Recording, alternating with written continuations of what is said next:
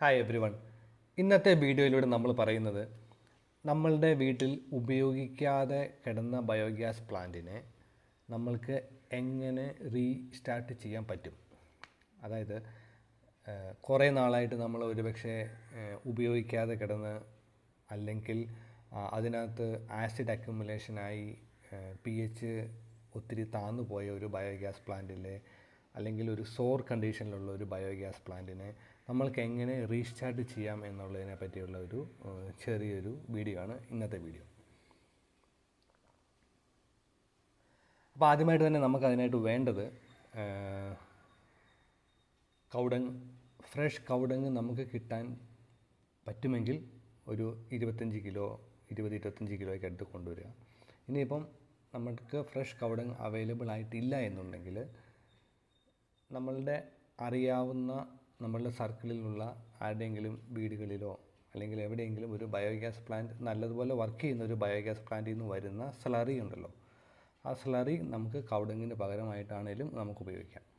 ആ സ്ലറി ഒരു 10-25 ലിറ്ററോ അല്ലെങ്കിൽ 30 ലിറ്ററോ എടുത്താൽ നമുക്കത് ഫ്രഷ് കൗഡങ്ങിന് പകരം ഉപയോഗിക്കാം. അപ്പോൾ ഇപ്പം ഞാൻ ഈ പറയുന്നത് ഒരു 100 ലിറ്റർ പ്രിപ്പറേഷന് വേണ്ടിയുള്ള മെറ്റീരിയലാണ് നമ്മൾ പറയുന്നത്. അതായത് ഒരു 1 മീറ്റർ ക്യൂബ് സൈസുള്ള ഒരു പ്ലാന്റിനെ നമ്മൾക്ക് റീസ്റ്റാർട്ട് ചെയ്യാൻ വേണ്ടി നമുക്കൊരു 100 ലിറ്റർ വെച്ച് നമുക്ക് സ്റ്റാർട്ട് ചെയ്യാൻ പറ്റും. അപ്പം സാധാരണ വീടുകളിൽ ഒരു 1 മീറ്റർ ക്യൂബ് ആയിരിക്കും. അല്ല എന്നുണ്ടെങ്കിൽ അതിനനുസരിച്ച് നിങ്ങളുടെ വീട്ടിൽ ഉള്ള ബയോഗ്യാസ് പ്ലാന്റിൻ്റെ കപ്പാസിറ്റി അനുസരിച്ച് നിങ്ങൾക്ക് ഈ ഒരു ക്വാണ്ടിറ്റിയിൽ മാറ്റം വരുത്താവുന്നതാണ്. ഓക്കെ, അപ്പോൾ ഒരു 100 litre preparation for a 1 metre cube biogas plant ആണ് നമ്മൾ ഈ വീഡിയോയിലൂടെ പറയുന്നത്. ആദ്യമായിട്ട് തന്നെ നമുക്കൊരു 25 കിലോ അടുത്ത് ഫ്രഷ് ആയിട്ടുള്ള കൗഡങ് അല്ലെങ്കിൽ നല്ലതുപോലെ റൺ ആവുന്ന ബയോഗ്യാസ് പ്ലാന്റിൽ നിന്ന് വരുന്ന സ്ലറി വേണം. അതായത് നല്ല പെർഫോമൻസ് ഉള്ള ബയോഗ്യാസ് പ്ലാന്റിൽ നിന്ന് വരുന്ന സ്ലറി വേണം നമ്മൾ എടുക്കാൻ. പിന്നെ ഒരു 50 ലിറ്റർ വാട്ടർ, പിന്നെ റൈസ്, നമ്മുടെ കഞ്ഞിവെള്ളം ഉണ്ടല്ലോ, കുക്ക്ഡ് റൈസ് വാട്ടർ, അതൊരു 5 ലിറ്റർ എടുത്ത്, പിന്നെ കുറച്ച് ഡ്രൈ ഈസ്റ്റ്, അതായത് നമ്മുടെ അപ്പത്തിനൊക്കെ ഇടുന്ന നമ്മൾക്ക് ഡ്രൈ ഈസ്റ്റ്, ആ ഡ്രൈ ഈസ്റ്റ് ഒരു 10 ഗ്രാം, അതുണ്ടെങ്കിൽ നല്ലതാണ്, ഇല്ലെങ്കിലും കുഴപ്പമില്ല. അതുപോലെ തന്നെയാണ് നമ്മളുടെ കേർഡ് വാട്ടർ, തൈര് എന്ന് പറയുന്നത്, തൈരും ഒരു 1-2 ലിറ്റർ ഉണ്ടെങ്കിൽ നല്ലതാണ്, അതൊക്കെ ഓപ്ഷണലാണ്. പിന്നെ നമുക്കൊരു 100 ലിറ്റർ അല്ലെങ്കിൽ ഒരു 120 ലിറ്റർ വരുന്ന ഒരു കപ്പാസിറ്റി ഉള്ള ഒരു ഡ്രം അല്ലെങ്കിൽ ഒരു എയർ ടൈറ്റ് ആയിട്ടുള്ള ഒരു കണ്ടെയ്നർ വേണം.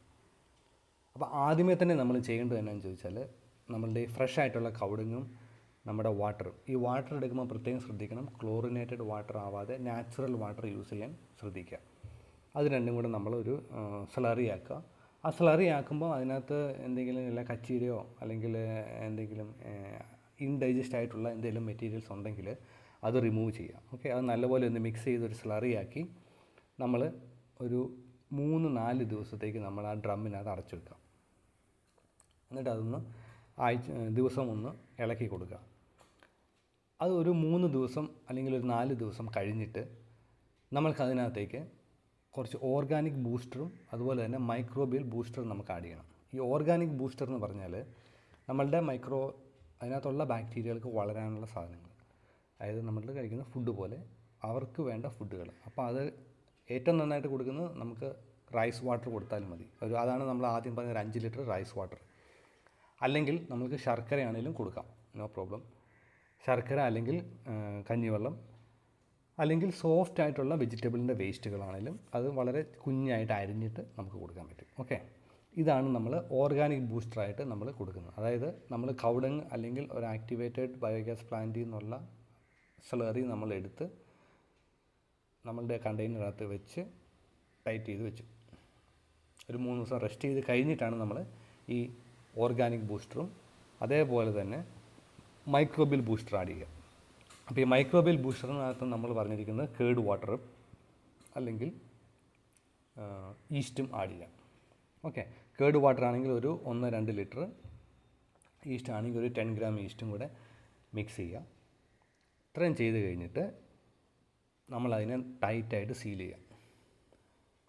പക്ഷേ ഗ്യാസ് എസ്കേപ്പ് ചെയ്യാവുന്ന ഒരു ടൈറ്റ് മതി. Okay, close the lid loosely.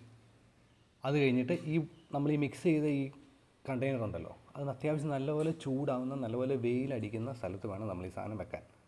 അതായത് അതിനകത്തുള്ള ഒരു ടെമ്പറേച്ചർ എന്ന് പറയുന്നത് ഒരു 40 ഡിഗ്രി സെൽഷ്യസ് കിട്ടണം. അപ്പോൾ ആ ഒരു രീതിയിൽ അത്യാവശ്യം വെയിൽ നല്ലപോലെ അടിക്കുന്ന സ്ഥലത്ത് ഈ ഡ്രമ്മ് വെക്കുക. വെച്ചിട്ട് ഇതൊരു ദിവസം ഒരു പ്രാവശ്യം ഇതൊന്ന് ഇളക്കുക. എന്നിട്ടൊരു 5-6 ഡേയ്സിന് കഴിഞ്ഞിട്ട് ഇതിൻ്റെ അകത്ത് നിന്ന് ബബിൾ വരുന്നുണ്ടോ എന്നുള്ളത് നമ്മൾ ശ്രദ്ധിക്കുക. അതായത് നമ്മൾ ഈ ഇളക്കുമ്പോൾ ഒന്ന് അനക്കുമ്പം അല്ലെങ്കിൽ അതിൻ്റെ അകത്ത് ബബിൾ വരുന്നുണ്ടെങ്കിൽ ഇറ്റ് ഈസ് ഓക്കെ. അപ്പോൾ അത് റെഡി ആണെന്നുള്ള ഒരു ഇൻഡിക്കേഷനാണ് ഈ ബബിൾ വരുന്നുണ്ടെങ്കിൽ. ആ bubble is nothing but it's A gas. Okay. അപ്പോൾ ആ ബബിൾ വരുന്നതിൻ്റെ കൂടെ തന്നെ നിങ്ങൾക്ക് pH മീറ്റർ അവൈലബിൾ ആണെങ്കിൽ നിങ്ങൾക്ക് ഒരു ഡിജിറ്റൽ pH മീറ്റർ വല്ലതും നിങ്ങൾക്ക് വാങ്ങിക്കാവുന്നുള്ളൂ. വാങ്ങിച്ച് അതിൻ്റെ pH ഒരു 6.8-നും 7.5-നും ഇടയ്ക്കാണ് കാണിക്കുന്നതെന്നുണ്ടെങ്കിൽ your inoculum is ready to use. Okay. അപ്പം നമ്മളിപ്പോൾ പുതിയ ഒരു 100 ലിറ്റർ ഇനോക്കുലം നമ്മൾ ഉണ്ടാക്കി. ഇനിയിപ്പോൾ നമ്മളുടെ മെയിൻ ബയോഗ്യാസ് പ്ലാന്റിനകത്തേക്ക് നമ്മൾ ഈ ഇനോക്കുലം ഫീഡ് ചെയ്യണം. അതിന് ആദ്യമേ തന്നെ നമ്മൾ ചെയ്യേണ്ടത് നമ്മളുടെ പഴയ ബയോഗ്യാസ് പ്ലാന്റിനകത്തുള്ള പഴയ സ്ലഡ്ജ് കാണും. ആ സ്ലഡ്ജ് കുറച്ചൊന്ന് റിമൂവ് ചെയ്യാം. ഓക്കെ. അപ്പോൾ ആ സ്ലഡ്ജ് റിമൂവ് ചെയ്തിട്ട് നമ്മൾ ഫ്രഷ് ആയിട്ട് ആഡ് ചെയ്ത ഇനോക്കുലം സ്ലോലി നമ്മൾ ഇട്ട് കൊടുക്കുക. അത് ഒരുമിച്ച് ഈ 100 ലിറ്റർ ഇടാതെ ഒരു ആദ്യത്തെ ദിവസം ഒരു 50 ലിറ്റർ ഇടുക, അല്ലെങ്കിൽ ഒരു 50 കിലോ ഇടുക. എന്നിട്ട് ഒരു 1 അല്ല 2 ദിവസം കഴിഞ്ഞിട്ട് ബാക്കി ഇടുക. ഓക്കെ. അപ്പോൾ ഒരു ടിപ്പിക്കൽ ഡോസേജ് എന്ന് പറഞ്ഞാൽ, അതായത് ഡോസേജ് എന്ന് പറഞ്ഞാൽ നിങ്ങൾക്കിപ്പോൾ ഒരു 1 മീറ്റർ ക്യൂബ് ബയോഗ്യാസ് പ്ലാന്റ് ആണ് എന്നുണ്ടെങ്കിൽ നിങ്ങളൊരു 100 ലിറ്ററാണ് ഈ ഇനോക്കുലം ഇടേണ്ടത് റീസ്റ്റാർട്ട് ചെയ്യാൻ വേണ്ടി. അതേപോലെ നിങ്ങൾക്കൊരു 5 മീറ്റർ ക്യൂബ് ബയോഡൈജസ്റ്റർ ആണ് എന്നുണ്ടെങ്കിൽ നിങ്ങൾക്കൊരു 300 to 500 ലിറ്റർ ഇനോക്കുലം നിങ്ങൾക്ക് ഇടാൻ പറ്റും റീസ്റ്റാർട്ട് ചെയ്യാൻ വേണ്ടി. ഓക്കെ. അത് നിങ്ങളുടെ പ്ലാന്റിൻ്റെ സൈസ് അനുസരിച്ച് അത് വേരി ചെയ്യും. ഈ ഇനോക്കുലം റീസ്റ്റാർട്ട് ചെയ്യാൻ വേണ്ടി ഇടുന്ന ഇനോക്കുലത്തിൻ്റെ അളവ് വേരി ചെയ്യും. ഓക്കെ. അപ്പം നമ്മളുടെ പഴയ ബയോഗ്യാസ് പ്ലാന്റിലേക്ക് കുറച്ച് സ്ലഡ്ജൊക്കെ വെള്ളമൊഴിച്ച് മാറ്റി ഡ്രെയിൻ ചെയ്ത് കഴിഞ്ഞിട്ട് നമ്മൾ പുതിയ ഇനോക്കുലം ഇട്ടു. പുതിയ ഇനോക്കുലം ഇട്ട് കഴിഞ്ഞിട്ട് ഒരു 7 ദിവസത്തേക്ക് അതിനകത്തേക്ക് വേറെ ഒന്നും ഫീഡ് ചെയ്യരുത്. ഓക്കെ. അതായത് ഒരാഴ്ച കഴിഞ്ഞിട്ട് നമ്മൾ ചെറുതായിട്ട് സ്മോൾ എമൗണ്ടിൽ നമ്മൾ ഫീഡ് ചെയ്ത് തുടങ്ങാം. അത് കഴിഞ്ഞിട്ട് പിന്നെ ഒരു 2 ആഴ്ച കഴിഞ്ഞിട്ട് നമുക്ക് അത് പണ്ട് മുതൽ നമ്മൾ എങ്ങനെയാണോ ഫീഡ് ചെയ്തുകൊണ്ടിരുന്നത് അതേപോലെ തന്നെ ഫീഡ് ചെയ്യാം. അപ്പോൾ ഫീഡ് ചെയ്യുമ്പോൾ ശ്രദ്ധിക്കേണ്ട കാര്യങ്ങൾ നമ്മൾ ഇതിന് മുന്നിലൊരു വീഡിയോയിൽ പറഞ്ഞിട്ടുണ്ട്. എന്നിരുന്നാലും ഞാൻ ഒന്നും കൂടെ പറയുകയാണ്. എല്ലാ ദിവസവും കണ്ടിന്യൂസ് ആയിട്ട് ഫീഡ് ചെയ്യുക, കോൺസ്റ്റൻ്റ് എമൗണ്ടിൽ. അതായത് ഒരേ amount at A particular time എല്ലാ ദിവസവും നമ്മൾ ഫീഡ് ചെയ്യുക. Okay. So thank you very much.